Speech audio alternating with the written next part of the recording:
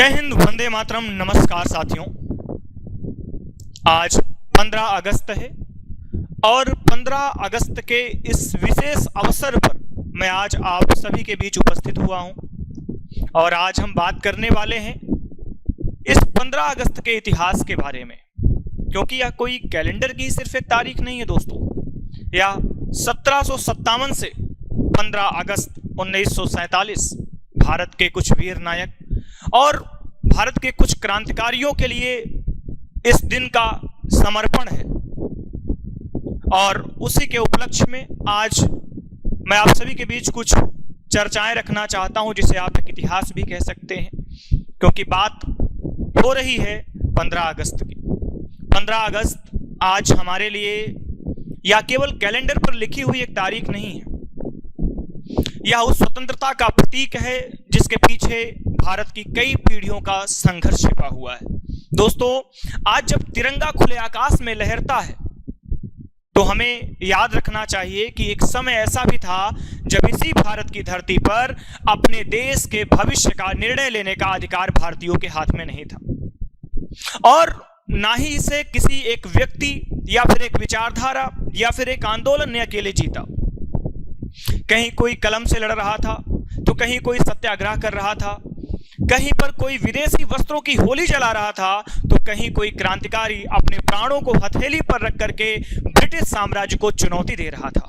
1857 में मंगल पांडे की बंदूक से उठी आवाज हो या फिर झांसी की रानी लक्ष्मीबाई की तलवार हो या दोस्तों भगत सिंह और उनके साथियों की क्रांतिकारी चेतना रही हो, चंद्रशेखर आजाद का संकल्प रहा हो या फिर महात्मा गांधी का सत्याग्रह रहा हो, सरदार पटेल की दृढ़ता रही हो या फिर जवाहरलाल नेहरू का राजनीतिक नेतृत्व रहा हो, सुभाष चंद्र बोस का आजाद हिंद फौज या फिर वे हजारों लाखों अनाम भारतीय जिनके नाम शायद इतिहास की किताबों में कभी दर्ज ही नहीं हुए। भारत की स्वतंत्रता उन सभी के संघर्ष की सम्मिलित कहानी है दोस्तों। और आज की इस विशेष प्रस्तुति में हम इस इतिहास के उन्हीं पन्नों को खोलेंगे और हम जानेंगे कि कैसे एक व्यापारिक कंपनी भारत में आई और कैसे वही कंपनी धीरे धीरे शासक बन गई, कैसे भारत ने प्रतिरोध किया और लगभग 2 शताब्दियों के संघर्ष के बाद वह ऐतिहासिक रात आई जब भारत ने स्वतंत्रता का सूर्योदय देखा। और यह कहानी है भारत के स्वतंत्रता संग्राम की, व्यापार से साम्राज्य तक। और दोस्तों, मैं एक बात और आपसे कहूंगा कि जो ये कहानी है इसे आप एक इतिहास के रूप में समझिएगा और इस कहानी को समझने के लिए हमें 15 अगस्त 1947 से बहुत पीछे जाना होगा। अगर आपको याद हो, 31 दिसंबर सन 1600 इंग्लैंड की महारानी एलिजाबेथ प्रथम ने ईस्ट इंडिया कंपनी को पूर्वी देश के साथ व्यापार का अधिकार दिया और कंपनी भारत व्यापार करने आई थी। उसी समय किसी ने शायद कल्पना भी नहीं की होगी कि आने वाले वर्षों में यही व्यापारिक कंपनी भारत की राजनीति में हस्तक्षेप करेगी और विशाल क्षेत्रों पर नियंत्रण भी स्थापित कर लेगी। अगर मैं बात करूं दोस्तों, 18वीं शताब्दी आते आते मुगल साम्राज्य कमजोर हो रहा था और क्षेत्रीय शक्तियां उभर रही थी और इसी राजनीतिक अस्थिरता का लाभ ईस्ट इंडिया कंपनी ने उठाया। 1757 प्लासी के युद्ध की अगर हम बात करें, 23 जून की तारीख थी और सन था 1757। बंगाल के नवाब सिराजुद्दौला और ईस्ट इंडिया कंपनी के रॉबर्ट क्लाइव के बीच प्लासी का युद्ध हुआ। मीर जाफर के साथ साथ नवाब के कुछ प्रमुख सहयोगियों की विश्वासघाती भूमिका ने दोस्तों युद्ध का परिणाम ही बदल दिया था। प्लासी का विजय ने बंगाल की राजनीति पर कंपनी के प्रभाव का रास्ता भी खोला हुआ था और इसके बाद सन 1764 में बक्सर का युद्ध हुआ। 1765 में कंपनी को बंगाल, बिहार और उड़ीसा की दीवानी प्राप्त हुई दोस्तों और अब कंपनी केवल व्यापारी ही नहीं रह गई थी, वह राजस्व भी वसूल रही थी, राजनीति नियंत्रित भी कर रही थी और धीरे धीरे दोस्तों भारत के बड़े हिस्से पर अपना प्रभाव भी बढ़ा रही थी। अगले लगभग 100 वर्ष में युद्ध संधियों, सहायक संधि और विलय की नीतियों के माध्यम से कंपनी का साम्राज्य फैलता चला गया, लेकिन जहां सत्ता बढ़ रही थी वहीं पर दोस्तों असंतोष भी बढ़ रहा था। किसानों में असंतोष था, कारीगर भी परेशान थे और कई भारतीय शासकों की सत्ता छीनी जा रही थी और भारतीय सैनिकों के भीतर भी नाराजगी बढ़ रही थी। अगर मैं बात करूं दोस्तों, बारूद भी जमा हो चुका था और अब आवश्यकता केवल एक चिंगारी की थी और 1857 में वो चिंगारी आखिर भड़क ही उठी। 1857 जब विद्रोह की ज्वाला भड़की, भारत के इतिहास का एक निर्णायक वर्ष भी रहा 1857 और इस विद्रोह के पीछे राजनीतिक, आर्थिक, सामाजिक और सैन्य कई कारण थे और भारतीय सैनिकों में वेतन हुआ, पदोन्नति या फिर व्यापार को लेकर के असंतोष भी था और इसी वातावरण में नई एनफील्ड राइफल के कारतूसों का विवाद सामने भी आ गया था। सैनिकों के बाद यह धारणा फैल गई कि कारतूस पर गाय और सूअर की चर्बी लगी हुई है और उन्हें दांत से काटना पड़ता है। दोस्तों, ये धार्मिक भावनाओं को आहत कर रही थी। मंगल पांडे 29 मार्च 1857 को बैरकपुर में मंगल पांडे ने ब्रिटिश अधिकारियों के विरुद्ध एक विद्रोह छेड़ दिया और उन्हें गिरफ्तार किया गया। 8 अप्रैल 1857 को मंगल पांडे को फांसी दे दी गई, लेकिन दोस्तों असंतोष अब रुकने वाला नहीं था। 18 मई 1857 मेरठ में भारतीय सैनिकों ने विद्रोह कर दिया। वहां से विद्रोही दिल्ली पहुंचे और बहादुर शाह जफर को प्रतीकात्मक रूप से अपना सम्राट घोषित किया। देखते ही देखते विद्रोह उत्तर और मध्य भारत के अनेक क्षेत्रों में फैल गया। कानपुर में बात करोगे तो नाना साहेब और तात्या टोपे, अवध में अगर मैं बात करूं दोस्तों तो बेगम हजरत महल और बिहार में बाबू कुंवर सिंह और झांसी में दोस्तों आप सभी को याद है रानी लक्ष्मीबाई। झांसी की रानी लक्ष्मीबाई भारतीय प्रतिरोध की सबसे महान प्रतीकात्मक हस्तियों में से एक बन गई।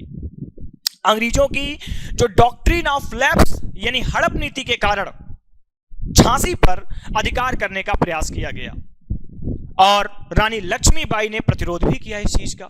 झांसी से कालपी और फिर ग्वालियर तक उनका संघर्ष जारी रहा दोस्तों। जून 1858 में वे युद्ध करते हुए वीरगति को प्राप्त हो गई थी। उनका जीवन आने वाली पीढ़ियों के लिए साहस का प्रतीक बन गया।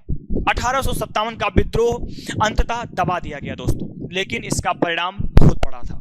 1858 में आ जाते हैं। जब बात हम करेंगे 1858 में दोस्तों, तो ईस्ट इंडिया कंपनी का शासन समाप्त कर दिया गया और भारत सीधे ब्रिटिश क्राउन के नियंत्रण में आ गया था।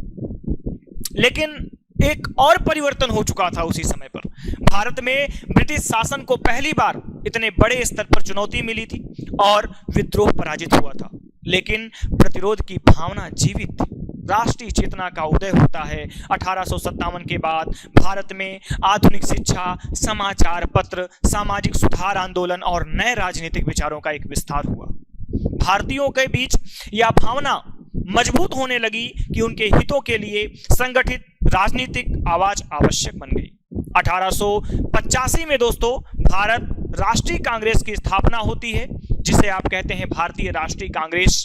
उसकी स्थापना होती है और शुरुआती वर्षों में कांग्रेस के नेता संवैधानिक सुधारों, प्रतिनिधित्व और प्रशासन में भारतीयों की भागीदारी की मांग कर रहे थे। दादा भाई नौरोजी ने ब्रिटिश शासक के आर्थिक प्रभाव को समझाते हुए भारत से धन का निष्कासन यानी ड्रेन ऑफ वेल्थ का सिद्धांत सामने रखा।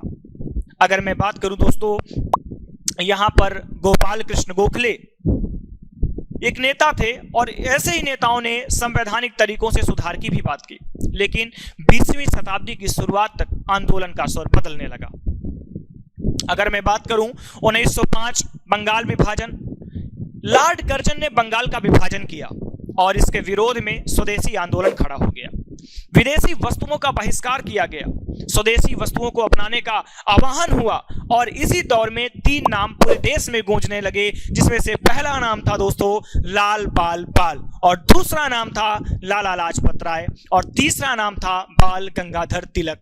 बिपिन चंद्र पाल, लोकमान्य तिलक का संदेश था कि स्वराज मेरा जन्मसिद्ध अधिकार है और मैं इसे लेकर के रहूंगा। अब भारतीय राजनीति केवल सुधारों की मांग तक सीमित नहीं रहने वाली थी।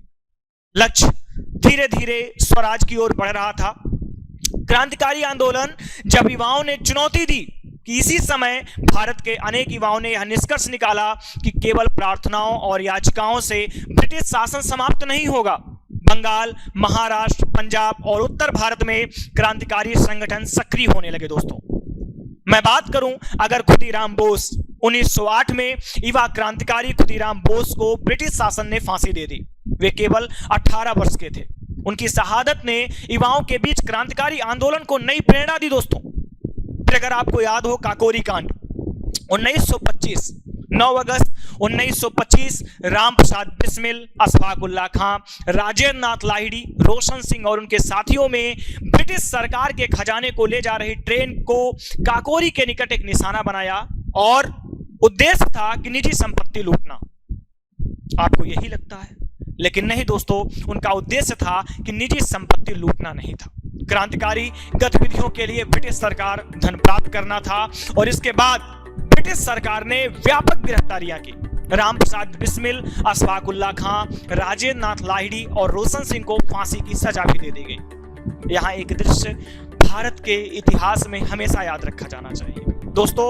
एक और राम प्रसाद बिस्मिल और दूसरी ओर अशफाक उल्लाह खां।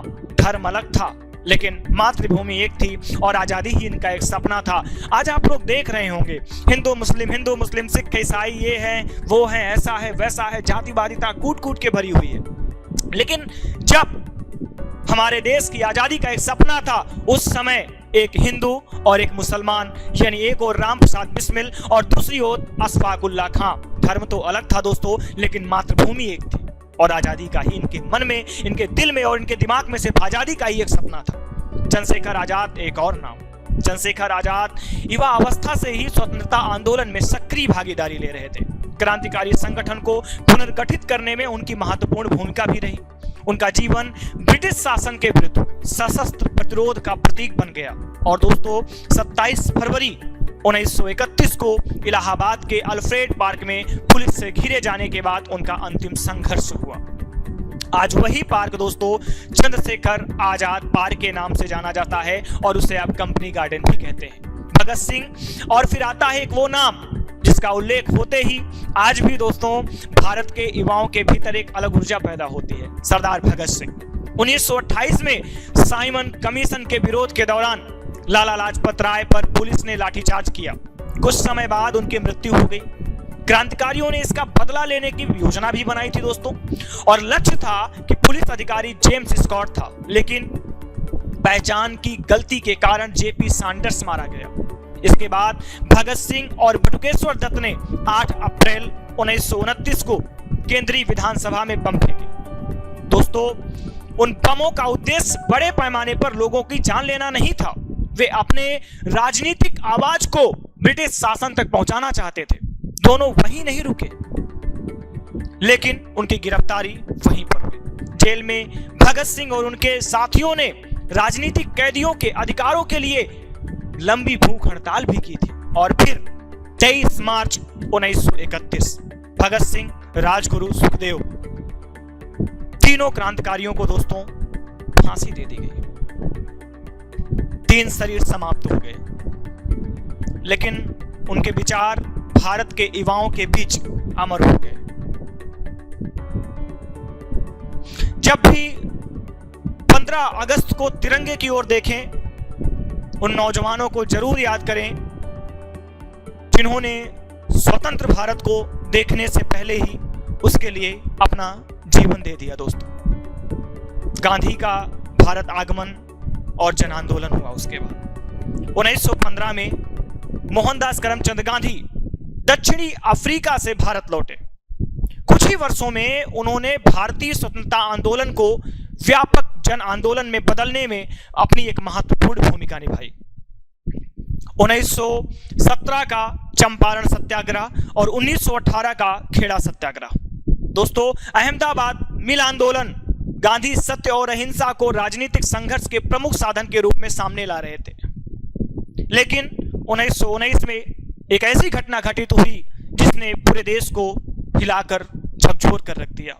जलियांवाला बाग आप सभी को याद है, 13 अप्रैल 1919 बैसाखी का दिन। अमृतसर का जलियांवाला बाग, वहां बड़ी संख्या में लोग एकत्र हुए थे। ब्रिगेडियर जनरल रेजिनाल्ड डायर सैनिकों के साथ वहां पर पहुंच गया और बिना पर्याप्त चेतावनी दिए भीड़ पर गोलियां चलवा दी।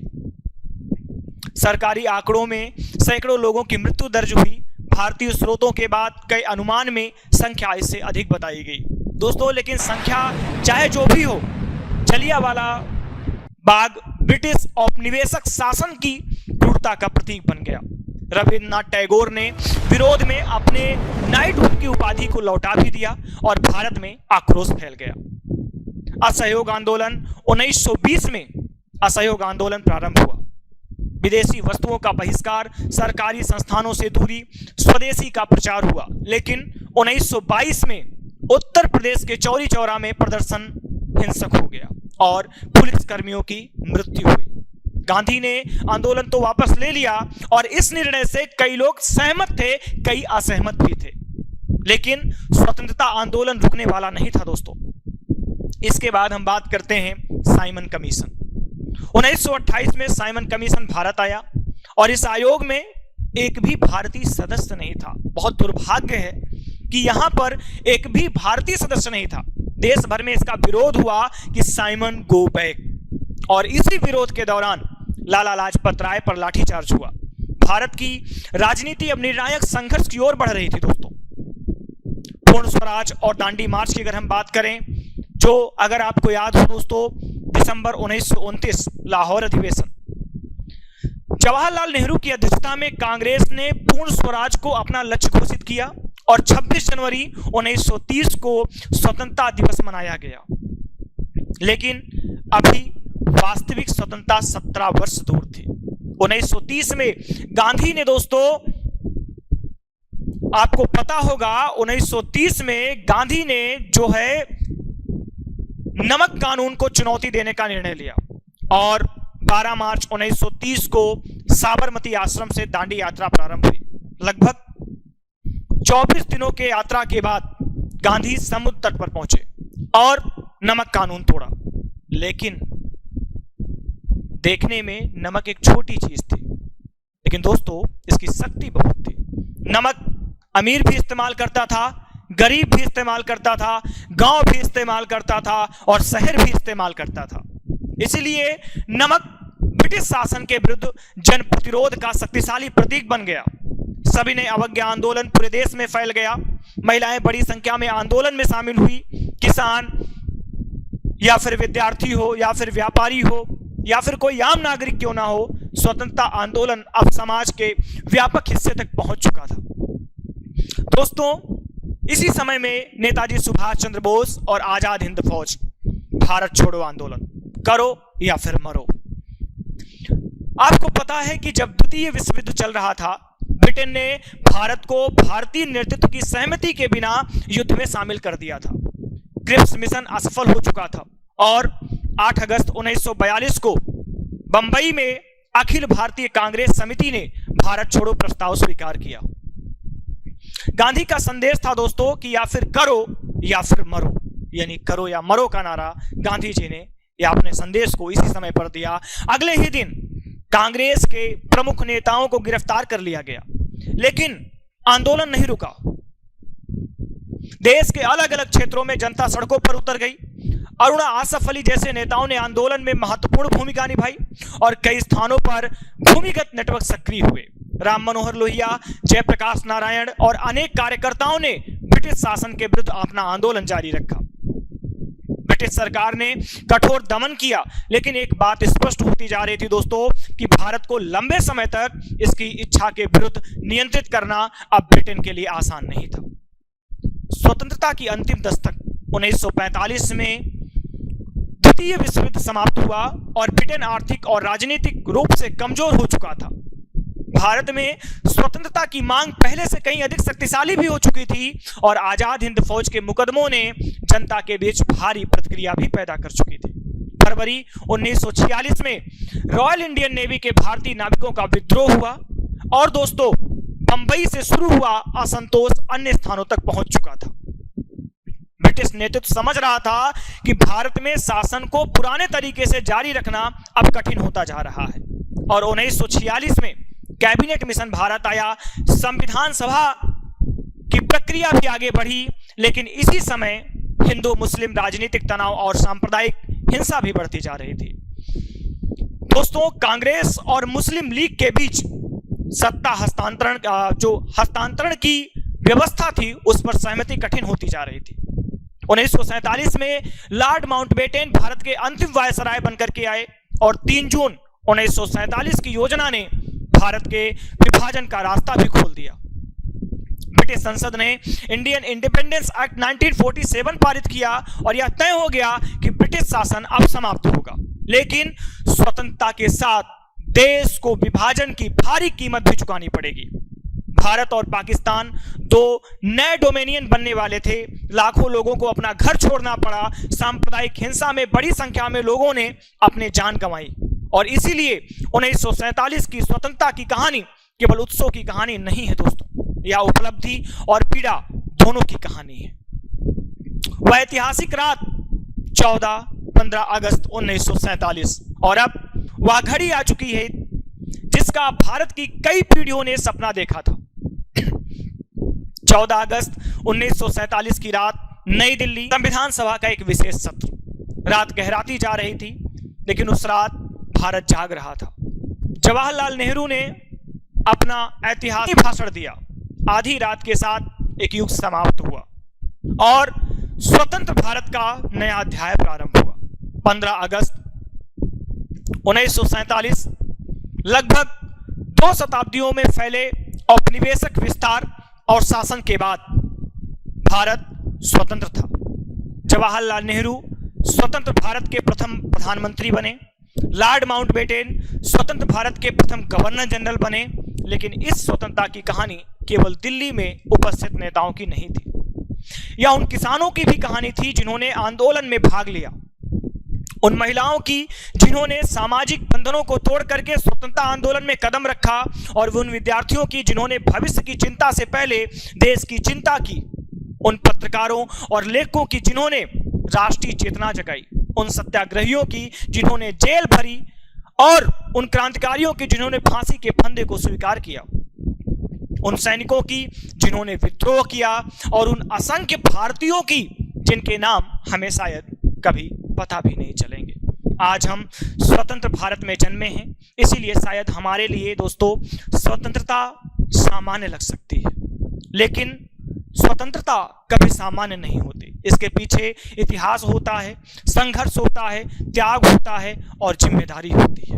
जब अगली बार तिरंगा आपके सामने लहराए तो केवल 3 रंग मत देखिएगा, उसमें 1857 के विद्रोहियों का संघर्ष देखिएगा, रानी लक्ष्मीबाई का साहस देखिएगा, मंगल पांडे का विद्रोह देखिएगा दोस्तों, और बाल गंगाधर तिलक की स्वराज की पुकार देखिएगा, लाला लाजपत राय का संघर्ष भी उसी में देखिएगा, और राम प्रसाद बिस्मिल और अशफाक उल्लाह खां की मित्रता और बलिदान भी देखिएगा, चंद्रशेखर आजाद का संकल्प देखिएगा, भगत सिंह, राजगुरु और सुखदेव का युवा चेतना देखिएगा, और महात्मा गांधी का सत्याग्रह देखिएगा, सरदार पटेल की दृढ़ता देखिएगा, और पंडित जवाहरलाल नेहरू का स्वतंत्र भारत का सपना देखिएगा, और उसमें नेताजी सुभाष चंद्र बोस और आजाद हिंद फौज का संघर्ष भी देखिएगा दोस्तों। उसमें उन करोड़ों भारतीयों का सपना दिखेगा जिन्होंने एक स्वतंत्र देश की कल्पना की थी। हम इतिहास के उन महान लोगों का ऋण शायद कभी नहीं चुका सकते, लेकिन हम उनके संघर्ष का सम्मान जरूर कर सकते हैं। अपने देश को बेहतर बनाकर, अपने कर्तव्यों को निभाकर, अपने देश की एकता को मजबूत बनाकर, और यह समझकर कि भारत किसी एक व्यक्ति से नहीं बना, भारत किसी एक विचार से नहीं बना, भारत करोड़ों संघर्षों, बलिदानों और सपनों से बना है।